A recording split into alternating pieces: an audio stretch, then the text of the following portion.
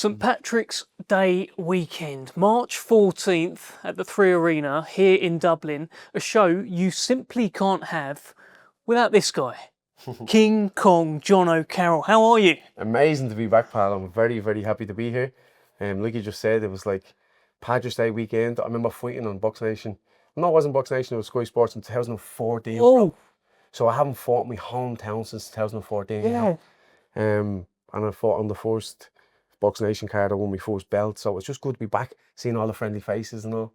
It's amazing, bro, because I've been a road warrior for many years. I know, I was looking at your box. You've had a mad career. Just to go out, you turned pro in Australia. Yes, correct. You've boxed in Spain, Dubai, US, Russia, the Fury, Klitschko undercard. Yeah, Germany, that was What amazing. a mad career you've had, Jono. Yeah, Mexico, we fought, like Russia, you know what I mean? Like the places that I've seen through boxing, it just, all I can say is it's been an experience. You know, I've literally been a road warrior, but now finally I'm back here, my hometown, fighting for the world title. Like I fought here in my third professional fight. So to now come back fighting for the world title, this is literally what dreams are made of, bro. It's a beautiful, beautiful feeling. I saw you put something on your social media about 2026, the year I become world champion. Yeah. Then 2027, I retire. Yeah. That's a big kind of speak it into existence kind of statement from you, Yeah. Jono. You really mean that? Yeah, because you know what? I make money other ways. I have my own property business and stuff over in Dubai. I make money doing a lot of other things. So I don't technically need boxing anymore. But I remember about 3-4 months ago, I stopped for about 3 weeks to settle down because I sell a lot of off plans in Dubai.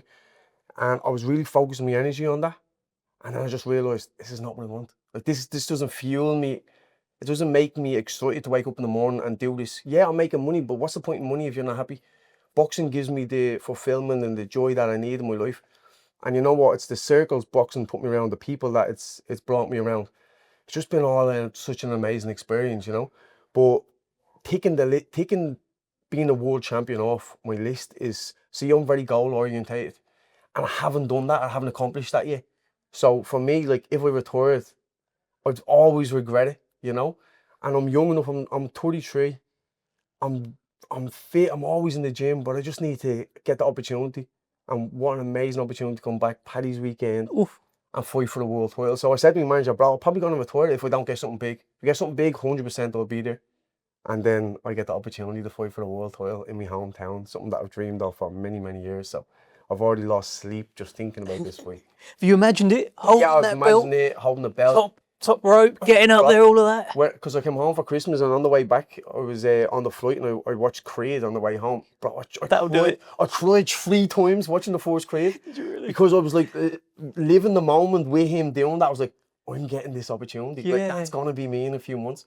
Like, not cried as in like, oh, sobbing, but like tears were on my face. I was trying to like distinguish it like on the slice. And all beside me knew I was crying.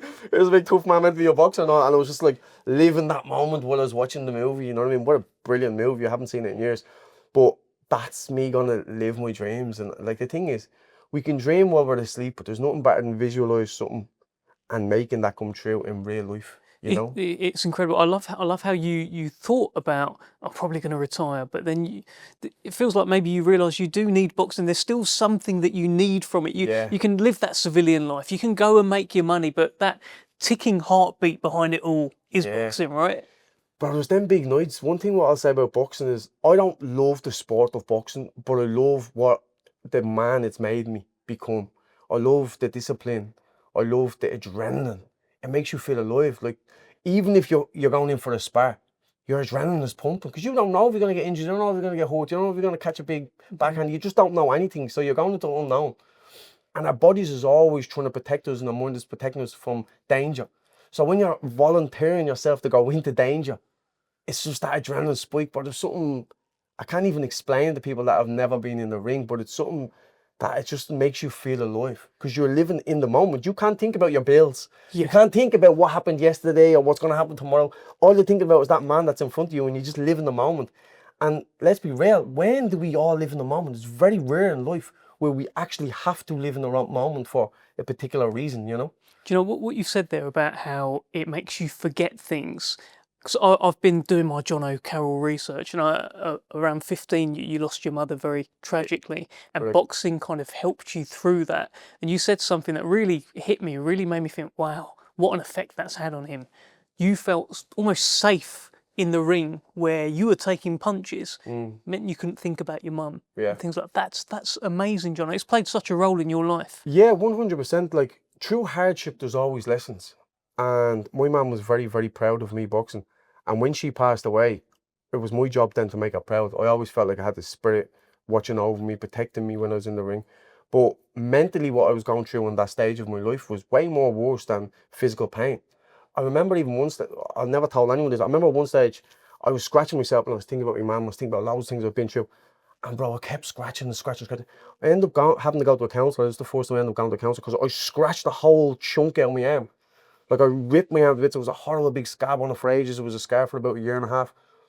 Just through mental pain, because I was so, like, the pain, the physical pain was better than what I was going through mentally. And when my nanny seen it, she was like, what? Like, what the fuck is this? Like, so then she brought me to a counsellor and yada, yada, yada. But, I mean, physical pain is nothing compared to mental pain. And a lot of men are struggling these days with mental pain and like mental health and everything else. And I feel it, like, I believe I have ADHD. I've never been diagnosed or anything like that. But your mind is so powerful. It can either lead you to greatness, and it can also just best friends of mine who've hung themselves because they weren't living a good life, you know what I mean? They weren't positive, they weren't doing good things. So it can make you great or it can crumble you. It's like fire, it can cook you dinner or it can also burn you. So when I box, it makes my mind bulletproof. It makes my mind, I leave the gym and I'm just full of endorphins, I'm full of happiness. I can see that I've progressed, I've got 1% better that day through maybe good nutrition or training or anything. And I always say, if you can become 1% better each and every day, in 1 year, you're going to be 365 times better. So if you look at it like that, all I'm trying to be every day is 1% better. And then that compounding effect is going to make you a better man all in all. So, like, boxing is genuinely, when I say, helped me become the man who I am today. And I'm very, very grateful for boxing. So without that in my life, I don't know where I'd be right now. I'd probably be in jail. Probably because I think my mind was my worst enemy, you know? Could have easily then gone down the wrong path. I think you've had your struggles where you did think you didn't really care if you lived or you died. That's all happened. But and as you say, you've had friends that went that way. Yeah. But you thankfully have gone this way, so you should be proud of yourself. Yeah, like one of my best mates, like really best mates growing up, Nathan Concannon, he hung himself at like 18, 19. And I remember being at his funeral, and my mum just passed a few years previous to that. And I remember being like so sad, like he had a whole life ahead of him. What was he going through mentally? Why couldn't he reach out to me? Why couldn't, you know, it's just, you just never know what people are going on behind closed doors. So for me, boxing, bro, literally saved my life. And I was only watching Gladiator actually on the way over here, and I crying as well, crying again. Crying Gladiator. Crying again. I'm telling you, he started crying. Crying Gladiator. I know it. What I was thinking was like, it's very similar. It's like these slaves are in there, they're working hard, they're fighting for their lives and hoping to buy themselves freedom. So it's the same as us. Like I'm fighting for my life in there, hoping to buy my family freedom, because we're all living in a matrix these days. It's either that rat race where you're running around trying to make money and you're stuck in a system. And unless you make real money and be your own boss today, like, they force you to take vaccines, they force you to do many things that maybe we don't want to do. You know, I don't want to get into all that, but I'm just saying, that's, for me, boxing is freedom for me. I can make my own money, I can be my own boss, I can do what I want with my own time, and I'm only going to get the rewards when I put the work in. So how do you walk away in 2027 then? A world champion, have many properties, and just be happy and content with my boxing career. Because I've had many ups and downs in my boxing career, but ultimately, at the end of the day, through all the lessons I've had many blessings. And the tables and the peoples that put me around, the people that I'm now in contact with because of boxing. Like when I'm over in Dubai, just there the weekend gone, I was sitting with one of the sheikhs, sitting with a lot of beautiful brothers that, like, they flew me to Mecca to do to do the Umrah and stuff. And I'm just thinking, like, these are all like sheikhs and stuff. How do I get here? I'm from a council house. How am we sitting with royalty? Lucky enough I knew how to eat sometimes with the correct amounts of forks, but growing up, I was never like the type of kid to be brought out for dinner, and I didn't know all those things. Lucky enough, the partner I was with at the time, Gemma, she came from a good family. She taught me how to eat with all the right knives and forks growing up. But I'm sitting here with a lot of sheikhs, and I'm just thinking, wow, like how my life has changed. But without boxing, it may not have led me to that life. It's opened the doors. It's opened many doors for me. Yeah. And I've said to many people, Ben Williams, a good friend of mine, I remember he reached out to me when he was like 15 and he was ready to walk away from boxing. And I said to him, listen, bro, I half hate boxing and the sport, but I love what it's done for my life. I love the lifestyle it's allowed me to live. Like, I don't really follow boxing, I don't watch too much boxing, but I love what it's done for me and what it's done for my family and the life I'm able to provide for my family because of boxing. I was like, so either you go working 9 to 5, or you do something good. And look at him now, fella is flying around in private jets and he's done amazing things with his life. Yeah. So it's beautiful when you can inspire the next generation. He was only 15 when he texted me, and now he's killing it. He's smashing life, and I'm just so proud of him when I see I had a little bit of influence in that young man's life. I was a European champion at the time, and IBF Intercontinental champion. I think I just fought for the world title, and I had this 15-year-old reach out to me, and I was able to help him with his career. And now seeing him, like I was at his fight over in Dubai recently, I was thinking, wow, he's only still a kid and he's killing it. He's flying around on private jets. He's professional DJ. He's doing mad things, proper influence on boxing. Yeah. He's fighting on big cards, you know. So it's amazing when you can help the next generation become a better version of themselves. Well, the next generation right now is actually Colm Murphy. So he's, I think he's 8-9 years younger than you. He's your opponent coming up on March the 14th. What's your read on this young man that you're facing? Well, I fought not Declan Gardy. I fought Tevin Farmer when I was 15 and 0. And like, technically, if you take the 3 prize fighter fights out of there, like, I was only really 12 and 0, like, you know. So honestly, that was a very good fight, very competitive fight that I had against Tevin Farmer. I wasn't outmatched that much. I threw more punches. I actually landed more punches than him. I was very hungry. I didn't know how to lose. So I have to take the same mindset as this is his world title shot. It is for a world title. This is his world title shot. If he wins this is his name gone shooting through the roof, because this is my hometown fighting for a world title. So he's going to be hungry. So the same way I was hungry for that world title, he's going to be the exact same. Coming in, like, I had to go up to Tevin Farmer's backyard. He's coming down here to Dublin. It's the same aspect almost. I was hungry for that fight. I was training. I didn't leave anything in the gym. And even though I lost that fight, my stock rose to bits. I was on massive cards after that. I really put my name out there. So my job ultimately at the end of the day is to not allow him build momentum, not allow him do what I done to Farmer. I don't want his stock to rise. I hope and wish nothing but good things for him in the future. But my career is coming to an end, and for me, this is do or die. I have to win. So this man, unfortunately, I have to just smash his goals and dreams, and I have to give him his first loss. You know what I mean? And I'm gonna enjoy every bit of it, because, like when I was watching that Creed movie, there always has to be a winner and there has to be a loser.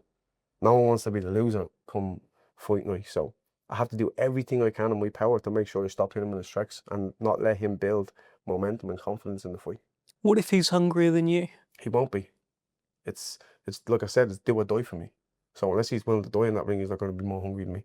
I'm gonna teach him a lot of things that he's never been taught before. Like, there's certain levels to boxing, and I learned that when I fought Tevin Farmer.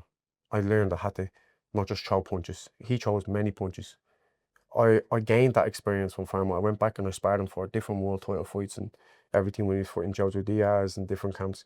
And I learned, you know what? Sometimes you just have to sit in a shot and hold people with shots. Sometimes it's not all about landing shots. It's about landing the clean shots, landing the hurtful shots. And be patient. I'm way more patient now, and I'm way more mature. I'm way more experienced in this kid. He's a good kid. He looks tough, strong, has a good engine. But bro, if I don't beat him, I don't deserve to be a world champion. And my dad told me as a kid, if you don't believe you can be world champion, don't get into boxing, because it's not a game where number 2 gets a tap in the back and it's like, oh, well done. It's like, you get hurt when you're number 2. So if you're going to be number 2, don't bother all. Unless you believe you can be a world champion, then don't even bother boxing. So I always believed I can be a world champion. I never doubted myself. And if I can't beat him, then I don't deserve to be a world champion. Simple as that. So he won't be hungry. Trust me, he will not be hungry. I got mouths to feed. I got 2 kids at home. They rely on me for everything. Like, I can't lose this fight. Are you keeping an eye on the main event?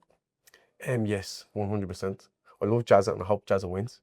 But if he doesn't, then of course I'd love to fight Kakachi. You wouldn't fight Jazza. He's like a brother to you. Jazza's in my training camp. Yeah, like, yeah. We spar, and I've used Jazza for the Tevin Farmer fight for sparring. Jazza's like a brother. Like, I went hot yoga with Jazza's dad and all. Jazza's not even there. You know what I mean? Me and Jazza are literally like brothers. But obviously, if the money is right, me and Jazza would fight. Me and Jazza don't care. We understand that this is a business at the end of the day. We would fight. I don't think either of us would want to fight. But if there was enough money put on the table, I know me and Jazz we're old school fighters. We do anything for money. Like if someone gives me the right amount of money, I'm gonna hurt someone. I don't care.